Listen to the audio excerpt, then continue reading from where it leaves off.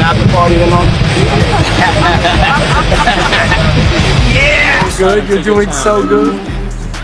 I just want to say, After party tonight?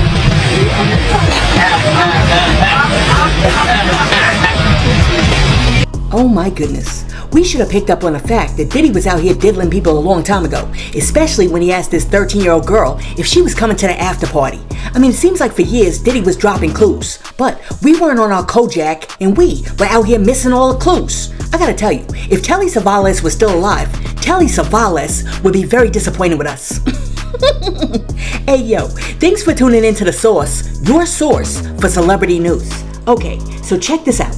Just a few days after Tony Busby dropped 7 more lawsuits on Diddy, including one lawsuit which alleges that Diddy essayed a 13-year-old kid, Diddy's stepson Quincy and some of the other little diddlers posted a statement of unwavering, uncompromising, unconditional support for their daddy Diddy online.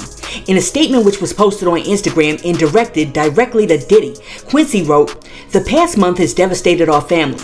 Many have judged both him and us based on accusations, conspiracy theories, and false narratives that have spiraled into absurdity on social media. We stand united, supporting you every step of the way. We hold on to the truth, knowing it will prevail and nothing will break the strength of our family. We miss you and love you, Dad." Now, after Quincy dropped that post, a whole bunch of people came in the comment section, and one person was like, "Your dad beating up a chick on camera ain't a conspiracy theory." And then somebody else added, "Quincy, that ain't even your daddy, please." And then after that, somebody else came through and said, "Men see their dad smack and beat a woman on video, and they still stand 10 toes down." After that, somebody else was like, "It's giving brainwashed and denial." Then somebody else said, "That's his kids. What do you want them to do? Turn on their dad over some rumors that don't have any proof besides word of mouth? Where's the evidence? Nobody's gonna do that to their parents." And then, last but not least, somebody else came through and was like, "Whoo, baby, he just might lose his ish if it comes out that his daddy killed his mama and tried to kill his real daddy." Oh my goodness, y'all are savages, straight savages. I mean, when y'all be leaving these comments, y'all are ruthless. Anyhow, I think that we need to give Quincy a little grace, because Quincy is never ever going to see his daddy Diddy the same way that you and me see his daddy Diddy. Why? Because that man changed his diapers. And also, as kids, we view our parents much differently than the world views our parents. For example, you view your mother much differently than your father views your mother. I mean, for real, just think about it. You're sitting over there looking at your mother and you're like, "Oh my goodness, I just love this woman. She's so pure. She's like lollipops and rainbows. She gave me everything that I needed. I just love her." Meanwhile, your father's sitting over there in a lazy boy recliner looking at your mother thinking, "Oh my goodness, I just love this woman because she got that good coochie." I mean, you might not want to think about it, but it's true. And I know somebody's going to come in the comment section like, "Why, Sauce? Why? Why did you put that image in my head? I don't want to think about my mama like that." I know, and I'm sorry, but I just used that example to go to show you and to illustrate the fact that Quincy is never, ever, ever, never gonna see Diddy the same way that you and me see Diddy. I mean, real talk. Quincy's never ever gonna look at Diddy and see Diddy as the dude who loves pornography and also thinks that he's slinging a D over there better than the professionals. This was the first time when I was 12. I used to watch this thing called Midnight Blue. It's like this porn channel here in New York. So the first time I had sex, I wasn't scared. I remember it felt so good to me. I really was impressed by the way I was stroking this young lady. And I remember she had like the best pussy in the world even to this day. You know what I'm saying? But I just remember how impressed I was because I used to watch Midnight Blue and how I felt like I was just as good as the porn stars I saw like in Midnight Blue. Oh brother, this dude is so full of himself that it's ridiculous. Anyhow, before I move on to our next story, let me share this one last thing about Diddy with you. Last night I was in here and I was going through the comment section and I came across this message that had me cracking up. Hold on, let me share it with you. It says, #The Source. Did you call Puff the diddler first? No Diddy. Yo, I sat back and I thought about it and I was like, oh snap, we were the first channel to call Diddy the diddler. When we made that video about Freddie P, they got like 806,000 views. Wow, and now you got everybody and their mother, including Nancy Grace and Pierce Morgan, out here calling this dude the diddler. Listen, we can pack it up. Our work is done here because we together over here on the Source channel, meaning me and you, may have just changed the course of history. Listen, let me know in the comments below. Were we in fact the first channel to give Diddy his new nickname, the Diddler? Let me know in the comments, and while you're down there leaving a comment, be sure to like and subscribe to the channel. Now, check this out. The other day, Finesse 2 Times went on that show, 20 vs. 1. You know that dating show where like 20 people try to date one person? But while he was there, one of the 20 people on the line ended up being a dude. Well, you know what happened next. First, they ended up exchanging words, and then after that, Finesse 2 Times and the contestant got into an altercation. Watch this. Yeah, you said he looked like he was born in 1990 something. Yeah, you said that, remember? Nigga, we said your fit was weak, you remember? Nigga, your shit not even hard. Alright. See, Pop. Alright. Not the bird. That's right. Big boy.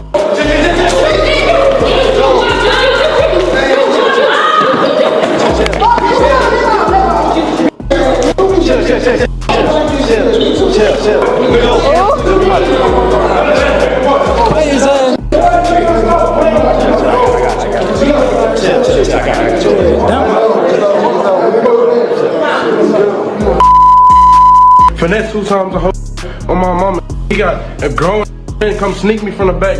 Them niggas 30-year-old niggas, 25-year-old niggas, 18 years old, and I'll put them niggas, they had to jump me, come from behind and hit me. My mama, they up. Now, after people saw that altercation, a whole bunch of people came in the comments, and one person was like, he ran up in slow motion, and then somebody else was like, he run like his booty too heavy and them pants too tight, and then after that, somebody was like, him running in slow motion is sending me.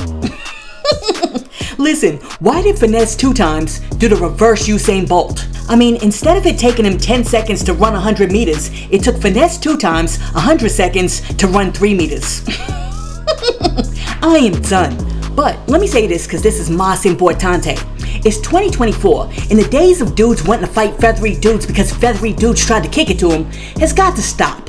Listen, if you're a secure man who's secure in your manhood, and a gay man comes up and kicks it to you, all you have to say is, nah bruh, I don't swing that way. And then, go on about your way. You don't have to turn around and start swinging because a gay dude kicked it to you. But, with that being said, gay dudes, stop trying to kick it to dudes that you know darn well is straight, because that's when you start getting disrespectful. So, I'm saying all of this to say that some of y'all need to stop trying to swing dudes who don't want to be swung, because you cannot, nor should you, try to swing a dude who doesn't want to be swung.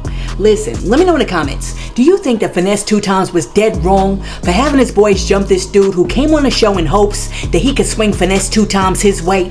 Now, check this out. The other day, Busta Rhymes was doing an interview, and during the interview, the interviewer asked him what he thought about P. Diddy. And Busta Rhymes said that he believes that unwarranted opinions from people who are thirsty to talk about Diddy are making P. Diddy's case worse. Watch this. This is coming off obviously the heels of last year celebrating the 50th anniversary of hip-hop. It's beautiful to see that, but we're also seeing a reckoning in hip-hop and people that you've come up with in the New York hip-hop scene. Just your thoughts on that and just the changes that are happening in the industry, especially when it comes to when we talk about Diddy. This situation is not a hip-hop situation. I also would like for everyone to be mindful of the thirst and the urgency and the need to speak on the situation. I think a lot of times people don't realize to have opinions on things that you have no understanding of outside of what you're being told. And we do know that propaganda is a real thing, and we also know that the truth is a real thing. I like to wait for the truth, because I think understanding is the absence of confusion. Understanding is the reflection of knowledge and wisdom. The truth is undisputed. Prematurely pass judgment, and we're not realizing how much we can directly and indirectly affect everyone involved with our unwarranted opinions. Now, as soon as Busta Bus said that, a whole bunch of people came in the comment section, and one person was like, so basically he's saying he attended a Diddy party or two. And then somebody else was like, in order to move forward, they have enough evidence to bring it to trial. Boy, bye, continue to focus on your weight loss journey. And then after that, somebody else was like, Busta was definitely at the parties though. He hoping he don't get mentioned.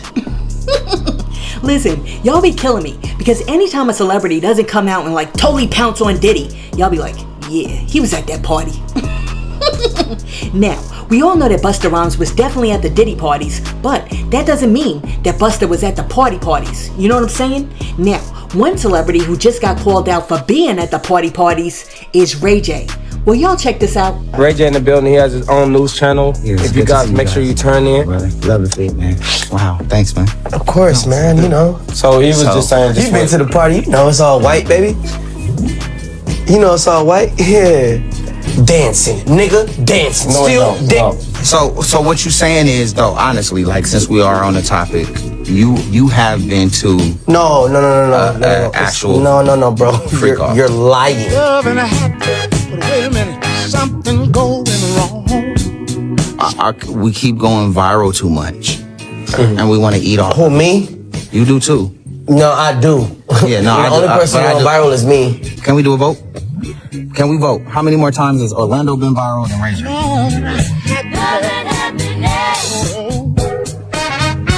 It's not even a comparison. You're the little homie. Okay, but I'm the big homie now. Oh my goodness, who edited that video with the dancing? Anyhow, the neighborhood talk was like laughing my A off. Whose idea was it to put these two together? And then somebody else was like, Margot's face got me crying. And then after that, somebody else was like, remember, Orlando said, I get paid to play the game. That ninja be pulling out the big joker.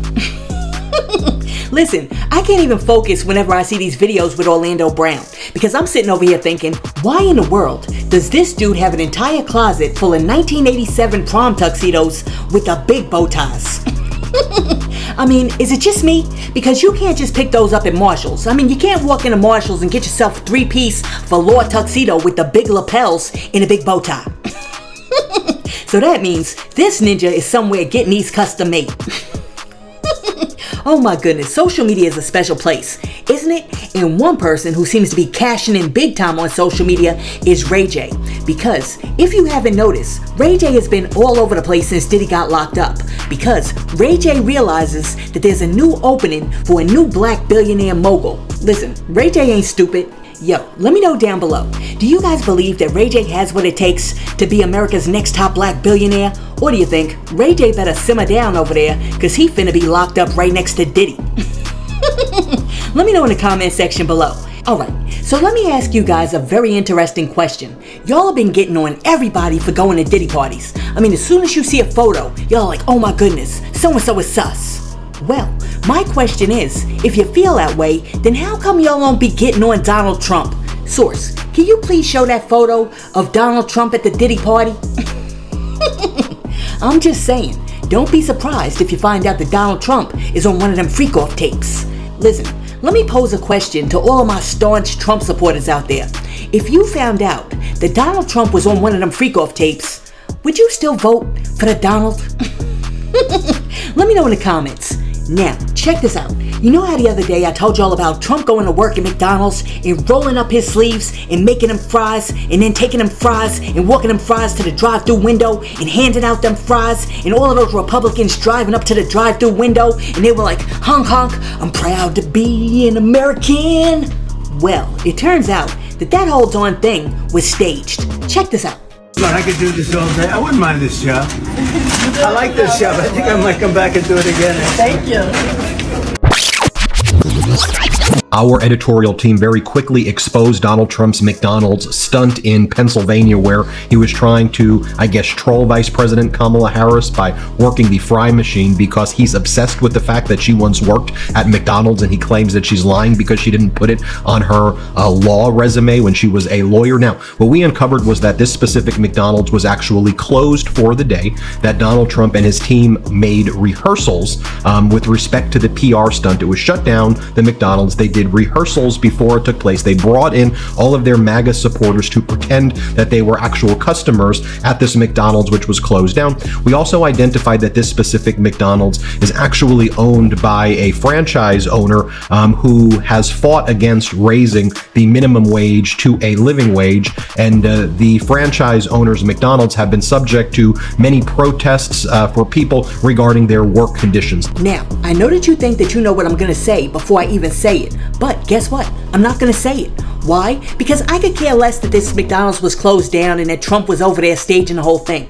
Because all politicians pander. I mean, even Hitler was out there kissing babies. Now, what I will say is this. As I was sitting there watching Trump making them fries, I started thinking to myself, Trump wouldn't even be able to get a job at McDonald's. Why? Because the ninja has 34 felonies. So, what's important to me is this. Whoever becomes the next president of the United States has got to create a pathway for individuals who caught felonies for selling a little weed on the side or selling a little weed on the corner to get back into the workforce and to be gainfully employed. Because many of these types of low-level convicted felons, who are mostly black by the way, due to the laws that have been codified through institutional racism, need real opportunities to re-enter the workforce. And I'm not talking about entry-level jobs where they can make like $4 or $5 an hour. I'm talking about jobs that are going to pay them a living wage so that they don't have to participate in illegal activities, which, by the way, have now been made legal in most states, just to support themselves and their families. But since we're talking about people going to jail and then getting out of jail, let me share this. The Central Park Five are now suing Donald Trump for defamation. Check this out. The man formerly known as the Central Park Five, wrongfully convicted of cruel attack and exonerated years later, now suing former President Trump. The man filed a defamation lawsuit over remarks Trump made about them in last month's presidential debate with Vice President Kamala Harris.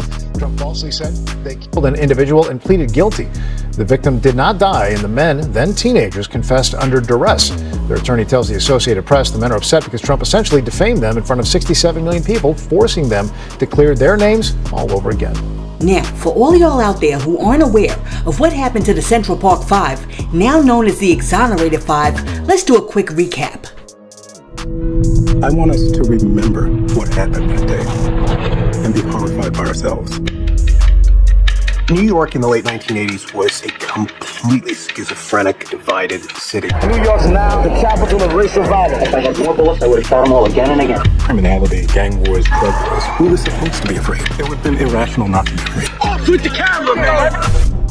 Last night, a woman jogger was found unconscious and partially clothed in Central Park. She was beaten and sexually assaulted. A woman jogging in Central Park. Central Park was holy. It was the crime of the century.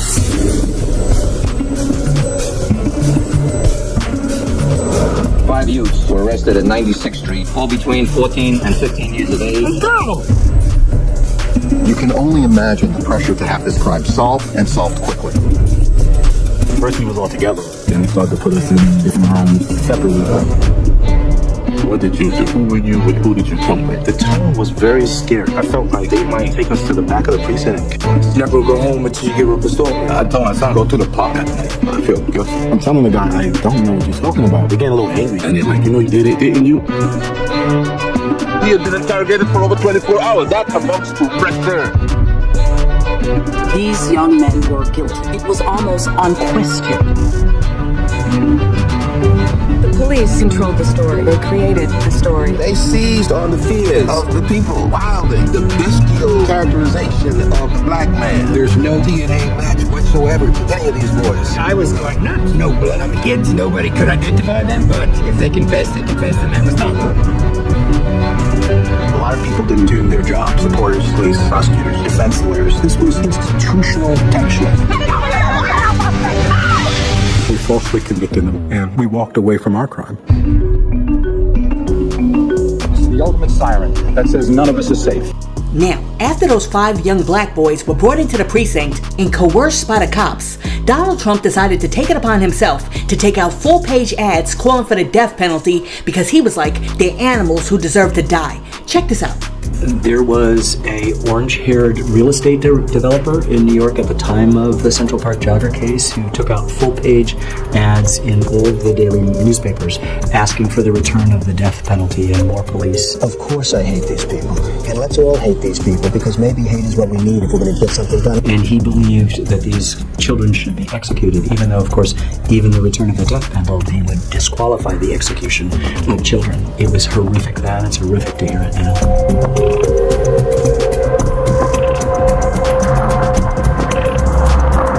And it's more than anger, it's hatred. And I want society to hate them.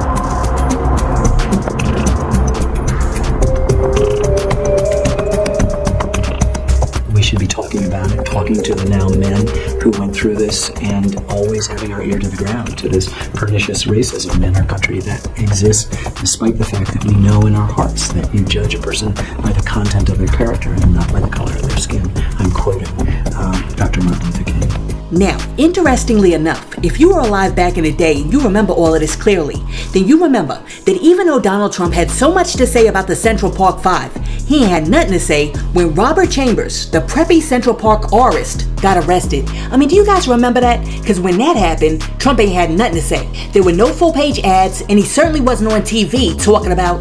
And it's more than anger, it's hatred. Listen, let me know in the comments, what do you think about the Central Park 5 suing Donald Trump for defamation? Now, as you know, I will not be going to the polls on election day and pulling the lever for Donald Trump. But you also know that I try to keep it fair. So I'm gonna do a little something different, and I'm gonna let this show ride out by letting y'all hear somebody who just totally loves himself some Trump, which is Lord Jamar. And I'm not gonna say anything except, where the heck are Grand Poobah and Sadat X when you need them? Hey yo, thanks for tuning in to The Source, your source for celebrity news. Be sure to like and subscribe to the channel, and check this out. I'm breaking it down at any time. It's not about the phenotypes, it's about growing up as a black, with the black American experience. Well, why they keep saying that your father West Indian, so you don't? Because, I don't know why, my great-grandfather, who was born in like 18 something, you know what I mean, was from Guyana and came to America in the early 1900s. So that means my family has been in America since the early 1900s, at least the 1920s. 1920s! 30s, 40s, 50s, 60s. That's mad years of your family having the black American experience. We didn't have no special privileges when we got here. My family don't have no store or nothing like that. Like how some people come to America now from other countries and they could just automatically qualify to get a fucking store in the hood and all that type of shit. And you're like, how the fuck they did that? And we've been living here this whole time. My people grew up like foundational black America. My mother's a foundational black America. Y'all not washing college days on the top. Absolutely not. That's but I say this to say, yeah, you could be from somewhere else, but you have to have enough time here in America to really absorb the American experience. So anybody that's a first generation American, I'm sorry, but you can't really claim Americanism, let alone black culture, in one generation just because you're here. And how are you claiming it? Because your father is Jamaican, but really it's like a Jamaican Irish. You know, there's white Jamaicans. You see what I'm saying? Just like there's white people that go to HBCUs. It doesn't really make you black. Let me ask you a question, because they tried to dismiss your message because you used the B word. Right. And we're not going to allow them to gaslight this thing, so we're not going to call it that anymore. She's the artful doctrine. You apologize. Yes, for the word. Absolutely. But now she's the artful doctrine. What that mean? That means she's very skillful. Well, she's not that skillful, but she tries to be skillful at dodging questions and filibustering the conversation by not directly answering what needs to be answered. And to me, that's disrespectful. It's thinking that someone is just going to dub you and give you this title and this promotion that I feel you're not worthy of. What did you do that makes you worthy of a promotion? Well, let me ask you a question. Yeah, and she think because somebody told her, listen, you don't have to really answer them. Let me ask you a question. They're stupid. They think just say that you're from a middle class family, you'll be fine. They think just because you criticize Kamala that you're automatically a Republican. Right. Or you support Trump. And I'm not. I'm a registered independent. But you did say you think about. I said she got me to the point where I'm thinking about voting for Trump. That's a reality. Whoa. Right. That's a reality. Right? Yes. Because we don't like, first of all. Because let me just say, a lot of the black male vote especially, we were there voting to lose. You lost our vote by not answering questions, by thinking you could just put Meg Thee Stallion and Quavo and people like that up there, and that we were just going to vote for it. We wanted to hear something from you. And the fact that you just gave us nothing, you lost it. The fact that you're not as good an orator as Barry. No, hold on. For those who don't know, that's Obama. Yeah. That's you talking about the guy who had the white mother in Hawaii. Yeah. The Nigerian father. Yeah, Mr. Satoru. And not a foundation black American. I mean, no, I wouldn't consider him a founder. You can't grow up in Hawaii and feel like you're growing up in the black American experience. So again, this woman started in the Bay, then moved to like Wyoming, if I'm not mistaken, and then moved to Canada. So, how much of the foundational black American experience were you really living Until you went to Howard. He felt the need. And joined the AKA. Went to Howard and joined the AKA. No, he felt the need. Now you black. He felt the need to go to Chicago and lecture black people. Right. Oh, and that backfired in his face. Right? Now, he wanted to know why people wasn't supporting Kamala, right? Right? It's because he said, yo, y'all not supporting me like y'all supporting her. Because Obama let us down. Why would they support her when you let us down? And see, I, like a lot of other people, already got caught up in identity politics the first time around. So, fool me once, shame on you. But to fool me twice would be shame on me. And so, I'm not going to get fooled twice. You already got me with the identity politics. I didn't vote before, and I voted for Obama because, you know why? Because he was black. Because I thought he was black, and everybody else black is voting for him, and that's what we were supposed to do. That's what we were supposed to do. It felt like and that. I felt, yeah, at the time it felt like that. And identity politics, and what did he do? He came in and he did nothing, absolutely nothing things for the LGBT black people, the ones that put him in there, the ones that inspired white people to even vote for him. He did nothing for us. So now, the second time around, where we're looking for more tangibles, we're looking for more substance in a candidate, all I can find, especially, and it's not just Kamala Harris, it's the Democratic Party as a whole. It's the Democratic Party as a whole. She just happens to be the face of it right now. And she's not a very good face. And that's what... You're right. But in a communist type of way, she was installed into this position. And she always talks about Trump is a threat to democracy. Yet that was so undemocratic to put her in this place without any type of vote whatsoever, to just crown her and dub her this. And they did it because Sleepy Joe is Sleepy Joe for real, but then she still won't admit it. He's a cadaver. She still won't say. He's passing. She still won't say that this man is somehow. She couldn't keep it real with the American people. She lied to us. And she keeps lying to us, and she keeps thinking that she doesn't have to answer the question. Just shut up and give me the fucking thing. He's the bad guy. That's all she wants to focus on. No, we have to know who you are. And the fact that you won't let us know that is very shady. And I know who you are. I'm going to tell you who you are. First of all, you know what's ironic? You know what's ironic is that the party that fucking promotes, strong black women, and fucking, we don't know if a woman is a man or a man is but right now, who are they relying on? The black man. And men, period. You're relying on our vote. And then you know what happens? When you're trying to undermine us at every fucking corner. If she don't get in, they gonna blame the black people. They prepare for that already. Oh yeah, they're doing this whole misinformation thing. So when he wins, they're like, he won because of misinformation. Right. That's what they do it. Right. A winner's a win. And that's to make it seem like you black guys are so dumb that you fell for the misinformation and put this man in. No. That's not what happened. That's not what happened. We realized that who this woman was from the beginning. I realized from the minute she was the vice presidential pick what they were trying to do. I said, oh, they picked a female Obama. I've said that years ago. Even listen to her name. Kamala Obama. It's the same fucking thing. Like, they literally thought they were going to do subconscious, subliminal shit. And, we wasn't going for it. I'm not going for it. A lot of black men are not going for it. This party, I'm socially conservative.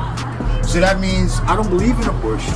I don't believe in, LGHDTV community rights. I don't believe in all these social programs that promote socialism, okay? Because that makes the government the parent of the people. We are supposed to be in charge, okay? As the people. The government's supposed to work for us. We don't work for them. We don't need government oversight over every little thing jump through all these hoops to make shit happen. You're not my fucking mother or father, okay? You work for me. You're supposed to be a civil servant. We really need to do this whole thing, to be honest, because I don't understand why there's even representatives like... it's like people think that in politicians or in politics, the people work for the politicians, or the politicians are supposed to work for us. Exactly. Right? So they got this whole thing mixed up. If they don't do what we say, we got 2, 3 years or 4 years, depending on which level you're voting on, to vote them out. This woman is against free speech. She's mad when she's talking about people, misinformation and all this type of bullshit, and she don't want people to say this and say that. This is America. Whether you like it or not, if you don't like the speech, you're still supposed to be allowed to say it. And when people like her come in with these communist views, these book burning type of views, this is very dangerous to the fabric of our society. Do not let this woman into office. Let me ask you a question. Is it because of her policies, or is it because she's not able to verbalize what she's actually going to do for the people? It's both. It's both. So understand, people. Policies that I don't agree with, and I don't believe that she's able and competent. I do believe she is a DEI hire. Okay? I do believe that they just put her there because it looks good. Okay? I don't believe she's earned her way there. What has she done that's so spectacular? She was a DEI hire. If we remember back in 2019, she was calling Biden a racist and all this other stuff. And she got like 1% of the vote. If you was truly black, why would you run with a racist? Why? Right? It makes absolutely no sense. And I want to say something to y'all black people out there. I see y'all running with the narrative. Look, when Trump is wrong, Trump is wrong. I'm going to say that. But y'all running with the narrative that he put out an ad for the Central Park 5. I implore you guys he never said to watch that ad. He was talking like any concerned citizen who want in their community. And we got to think about the time when he said it. He was a Democrat at the time. Not only that. And the prosecutor. Not only that, at the time, nobody knew they was coerced. So if you hear 5 kids, I don't care what color they are, did to a sexual assault and cop to it, what the people in the community gonna say? They say it today. I hope the streets get them, which means I wish they die. I hope police get them, and I hope they never come out from jail. Hindsight is 2020. Why are we mad at Trump because he had the money and the power to explore that, to say we want a safe community? Now, I'm not defending Trump for the racist stuff he did in the 70s with the rental homes. I'm not defending Trump when he's saying, the Haitians is eating dogs and cats. But you want to know what? What they don't want to talk about is that in the black community, we thought the Chinese were selling cattle. So what are we talking about here? And we still think that. Good way to end. Disclaimer, we here at The Source do not condone any form of discrimination. So, we do not support Lord Jamar's assertion and his friend's assertion that Chinese people are out there eating cats. We do not support Lord Jamar's view on that. So, we want to be very clear that was Lord Jamar and his boy standing on that corner talking that stereotypical nonsense, and those views are not views that are shared by The Source. Peace.